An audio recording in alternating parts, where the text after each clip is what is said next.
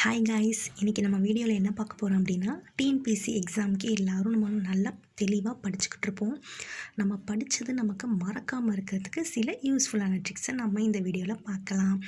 டெய்லியும் நமக்கு படிக்கிறது ரிவிஷன் பண்ணால் மட்டும்தான் ஞாபகம் இருக்கும். சில டைம் நம்ம படித்ததும் மறந்து போகும் இல்லையா? அப்படி மறக்காமல் இருக்கிறதுக்கு நம்ம ட்ரிக்ஸ் பார்க்க போகிறோம்.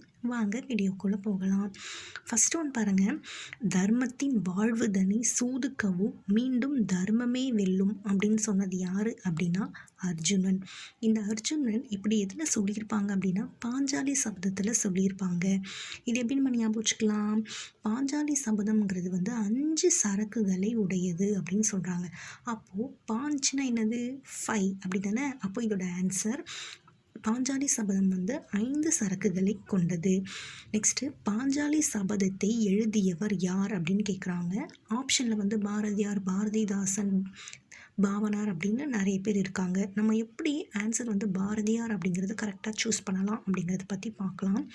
பாஞ்சாலி அதில் பா வருது. ஸோ ஆன்சர் பாரதியாரும் இருக்கலாம், இல்லை பாரதிதாசனாகவும் இருக்கலாம். இதே எப்படி நம்ம கரெக்டாக ஆன்சர் பண்ணலாம் அப்படின்னா பாஞ்சாலி சபதம். இப்போ நம்ம 2 பேருக்கும் உள்ள ஒரு சண்டை அப்படின்னா 2 பேர்த்துக்குள்ள ஒரு ஆள் சபதம் விடுறாங்க. யார்கிட்ட சபதம் விடுறாங்க? ஓகேவா? அப்போ ஆன்சர் என்னவா இருக்கும் அப்படின்னா பாஞ்சாலிக்கு வரப்பா யார்கிட்ட சாபம் விடுறாங்க சண்டை போட்டு. அப்போது அதில் வர சாபம் விடுறாங்களா? அப்போ யார்கிட்ட சாபம் விடுறாங்க? ஸோ பாஞ்சாலியில் வரப்பா யார்கிட்ட சாபம் விடுறாங்க? So answer Bharathiyar. Next Kannagi என்னும் சொல்லின் பொருள், அதாவது ஃபஸ்ட்டு நம்ம பிரிச்சுக்கலாம். ஓகேவா? கண்ணகி எப்படி பிரிக்கலாம்? கண் கூட்டல் நகி கண்ணகி. அப்போ கண்களால் நகர்பவள் அதான் கண்ணகி. நெக்ஸ்ட்டு குறிஞ்சி. குறிஞ்சிக்கு ஆன்சர் கிழங்க விழுதல். இது எப்படி ஞாபகம் வச்சுக்கலாம்? இப்போ நம்ம வீட்டில் சமையல் பண்ணிக்கிட்டு இருக்கோம். அப்போ கிழங்க எப்படி வெட்டுவோம்? குறுக்க வெட்டுவோம், அப்படி தானே? அப்போ குறுகி வெட்டுவோம். அப்போ குறிஞ்சிக்கு ஆன்சர் கிழங்க விழுதல். இது எப்படி ஞாபகம் வச்சுக்கலாம்னா கிழங்க குறுக்க கட் பண்ணுவோம். ஸோ குறிஞ்சினா கிழங்க விழுதல். நெக்ஸ்ட்டு முல்லை. முல்லை என்னது அப்படின்னா வரகு விதைத்தல். முல்லை அப்படிங்கிற ஒரு பெண்மணி என்ன பண்ணுறாங்களாம்?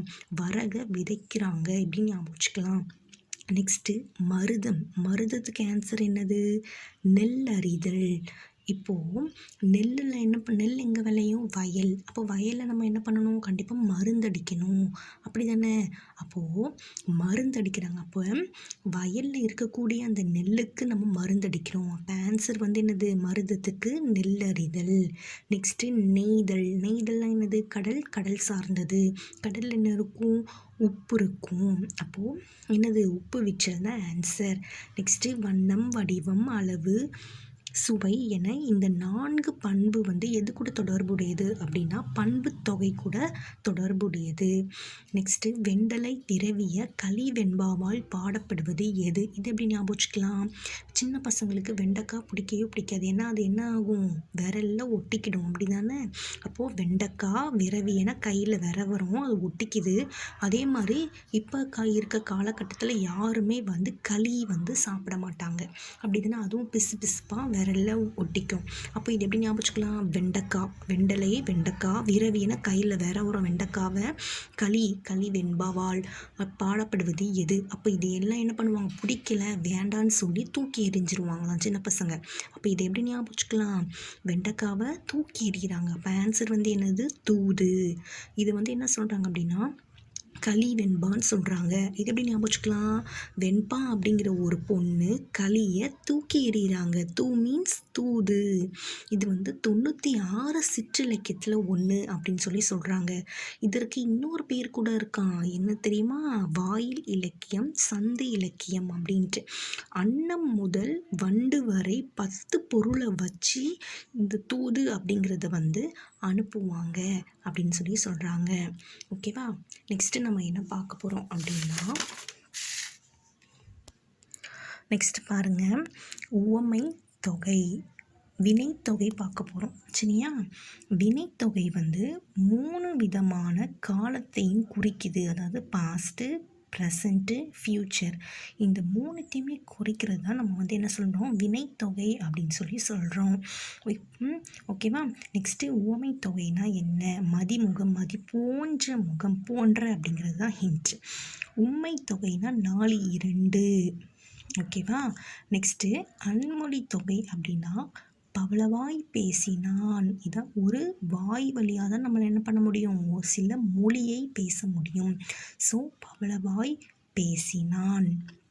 நெக்ஸ்ட்டு இதில் ஒரு சின்ன ஹிண்ட் இருக்குது பாருங்களேன். உவமை தொகை மதிமுகம், முகத்தில் தான் நம்ம என்ன பண்ண முடியும், மை வந்து அணிய முடியும், போட்டுக்க முடியும். நெக்ஸ்ட்டு அவன் உழவன், இதுக்கு இலக்கண குறிப்பு என்ன? அதாவது முடிஞ்சு போன விஷயம், அந்த வினை வந்து முற்று பெற்றுச்சு. அப்போ ஆன்சர் வந்து என்னது, குறிப்பு வினை முற்று. அதாவது ஒரு முடிஞ்சு போன விஷயத்தை பற்றி நீங்கள் சொல்லியிருக்காங்க, ஆனால் யார் உழவன் அப்படிங்கிறத பற்றி எந்த விதமான குறிப்புமே இல்லை. ஸோ இது முடிஞ்சு போன முற்று. ஸோ ஆன்சர் வந்து குறிப்பு வினை முற்று. அடுத்து பிழையற்ற வார்த்தை. அதாவது நிறையா இப்போ வந்து நமக்கு ஆப்ஷனில் கொடுப்பாங்க.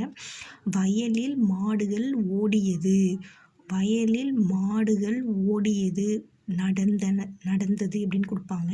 கரெக்டான சொல் வந்து எது அப்படின்னா வாக்கியம் வயலில் மாடுகள் மேய்ந்தன, இதுதான் கரெக்ட். நெக்ஸ்ட்டு பெயர் சொல்லின் வகையறிதல். நடிகன் கொடுத்துருக்காங்க. நடிகங்கிறது வந்து ஒருத்தரோட தொழில் தான், அப்படி தானே? அவர் காமெடி நடிகராக இருக்கலாம், இல்லை ஸ்டாண்டப் காமெடியனாக இருக்கலாம். ஸோ அது அவருடைய தொழில். ஸோ இதுக்கு ஆன்சர் வந்து தொழிற்பெயர். பொன்னியிடம் தேன்மொழி தான் மறுநாள் மதுரைக்கு செல்வதாக கூறினாள். இது எவ்வகை கூற்றுன்னு கேட்குறாங்க. அதாவது தன்னுக்குத்தானே வந்து சொல்லிக்கல, இன்னொருத்தங்க தேன்மொழி தான் பொன்னிக்கிட்ட போய் நான் நாளைக்கு மதுரைக்கு போகிறேன்னு சொல்கிறாங்க. அதாவது மற்றவங்கள பற்றி சொல்கிறது தான் வந்து என்னது அப்படின்னா, அதாவது இதில் வந்து 2 பர்சன்ஸ் இருக்காங்க, அப்படி தானே? அப்போது 2 பேர் இருக்கனால அது வந்து ஐயர்கூற்று. தன்னைத்தானே சொல்லிக்கிறது வந்து தன்கூற்று. ஓகேவா? இன்னொரு தன்வினை கூற்று அப்படின்னு சொல்லுவாங்க. இது வந்து இன்னொருத்தவங்களை பற்றி தான் சொல்கிறதுனால இது வந்து ஐயர்கூற்று. நெக்ஸ்ட் நம்ம என்ன பார்க்க போகிறோம், ஆப்ஷனில் வந்து இது பாருங்கள், பெரா கொடுத்துட்டு ஆல முடியுதா? ஸோ அது வந்து இசையலபடின்னு சொல்கிறாங்க. இன்னொன்று செயல் இசையலபடி. நெக்ஸ்ட்டு ஈயில் முடிஞ்சுது அப்படின்னா அது வந்து சொல்லிசை அலபடை. கொடுப்பது உம்மடு முடிஞ்சுதுன்னா அது வந்து என்னது அப்படின்னா இன்னிசை அலபடை. ஓகேவா? நெக்ஸ்ட்டு பாருங்கள், நெக்ஸ்ட்டு நம்ம என்ன பார்க்க போகிறோம் அப்படின்னா யாப்பு. அப்படின்னா கடைசியாக யாப்பு என்றால் என்ன, இதோட பொருள் கேட்குறாங்க. இது எப்படி நம்ம ஞாபகம் வச்சுக்கலாம், யாப்பு பூவில் முடியுதா? அப்போ பூ என்ன பண்ணுவோம், நம்ம கையில் கட்டுவோம். அப்போ ஆன்சர் கட்டுதல். அடுத்து பாருங்கள், நாயக்கர் மரபில் முடிசூட்டி கொண்ட பெண் அரசி யார்? பெண் அரசி தான் கேட்குறாங்க. பெண்ணுனாலே என்னது, ஒரு பெண் தான். அப்போ கண்டிப்பாக அவங்க வந்து ஒரு ராணியாக தான் இருப்பாங்க. அப்போது அந்த ராணிக்கு வந்து அவங்க மரபு வழியாக மங்கம்மா அப்படிங்கிற ஒரு பேரை மரபு வழியில் வச்சுக்கிட்டே வராங்க. அவங்க ஃபேமிலியில் பிறந்த எல்லா பெண்களுக்கும் மங்கம்மாள் அப்படிங்கிற ஒரு பேர் வைக்கிறாங்க. அப்படியே நம்ம இப்படி ஞாபகம் வச்சுக்கிறதுக்கு நான் உங்களுக்கு ஒரு ஹிண்ட்டு சொல்கிறேன். ஓகேவா? நெக்ஸ்ட்டு உலகின் 8 அதிசயம் என்று பாராட்டப்படுபவர் யார் அப்படின்னா ஹெலன் கெல்லர். அவர் வந்து எங்கே பிறக்கிறாரு, அமெரிக்காவில் பிறக்கிறாரு. பிரெய்லியில் தான் படித்தார். ஏன், அவருக்கு நான் வந்து 2 கண்களும் தெரியாது, அப்படி தானே? அதனால் பிரெய்லி முறையை கண்டுபிடித்தவரும் அவரே அப்படிங்கிறது. நெக்ஸ்ட், திருக்குறளுக்கும் எந்த எண்ணிற்கும் பெரிதும் தொடர்புடையது அப்படின்னா 7 தான். ஏன்னா திருக்குறளில் 8 வாட்டி 7 அப்படிங்கிற வார்த்தை வந்து வருது. ஓகேவா?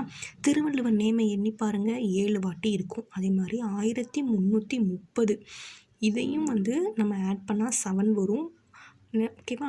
அப்புறம் வந்து 133 இது வந்து குறள்கள். 1330 குறள், 1133. ஓகேவா? இது வந்து அதிகாரம் வந்து அதையும் ஆட் பண்ணால் 7 வரும். 99 வகையான பூக்களின் பெயர்கள் இடம்பெறும் நூல் வந்து என்ன? இது எப்படி ஞாபகம் வச்சுக்கலாம், குறிஞ்சி பாட்டு. இது எப்படி ஞாபகம் வச்சுக்கலாம் நாம் அப்படின்னா 91 பூக்கள் பெயர்கள் இடம்பெறும் நூல். அந்த நூலை வச்சு நம்மளால் பூ கட்ட முடியும். அப்போது பாட்டு பாடிக்கிட்டே தான் சில பேர் வந்து என்ன பண்ணுவாங்களாம், பூ கட்டுவாங்களாம். ஸோ ஆன்சர் வந்து குறிஞ்சி பாட்டு. இதை எழுதியது யார்? கபிலர். இது வந்து 261 அடிகள் இருக்குது, 99 மலர்கள் பெயர் வந்து இதில் இடம்பெற்றிருக்கு அப்படின்னு சொல்கிறாங்க. இதை பதிப்பித்தவர் யார் அப்படின்னா உவேசா. உவேசா அம்மாவோட சுயசரிதத்தோட பெயர் என்ன அப்படின்னா என் சரிதம். காய்ஸ், நான் சொன்ன ஹிண்டெல்லாம் வச்சு நீங்கள் படிச்சுக்கிட்டே வாங்க. ஃபாலோ பண்ணுங்கள், சப்ஸ்கிரைப் பண்ணுங்கள், ஃப்ரெண்ட்ஸ்க்கு ஷேர் பண்ணுங்கள். கண்டிப்பாக இந்த ஹிண்ட் மூலியமாக நீங்கள் மறக்காமல் எக்ஸாம் நல்லபடியாக எழுதுவீங்கன்னு நான் நினைக்கிறேன். Thank you guys. நெக்ஸ்ட் வீடியோவில் பார்க்கலாம். தேங்க்யூ.